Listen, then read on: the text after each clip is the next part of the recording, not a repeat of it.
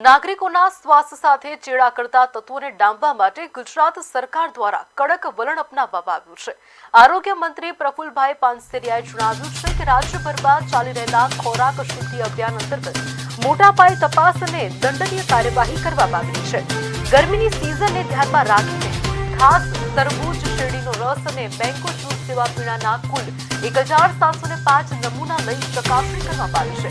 નિયમોનું ગંભીર ઉલ્લંઘન કરનાર 18 એકમોને સીલ કરી દેવાયા છે, જ્યારે વિવિધ મહાનગરપાલિકાઓમાં 2.84 લાખથી વધુનો દંડ વસૂલવામાં આવ્યો છે।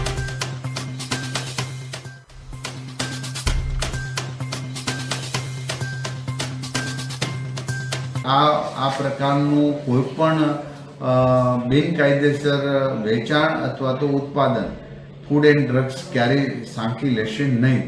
મને આશા છે કે આવી કંઈ પણ માહિતી હોય તો અમારા ફૂડ એન્ડ ડ્રગ્સ વિભાગને આપજો, જેથી કરીને અમે ત્યાં તપાસ કરી એની કાનૂની રીતે અમે કાર્યવાહી કરી શકીએ।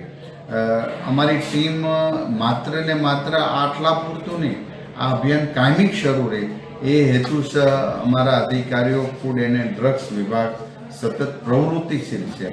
એક પણને છોડવામાં નહીં આવે। ઝીરો ટોલરન્સની નીતિ સાથે ગવર્મેન્ટ કામગીરી કરી રહી છે અને આરોગ્ય અધિકારી પણ અમારા સતત કામગીરી કરી રહ્યા છે।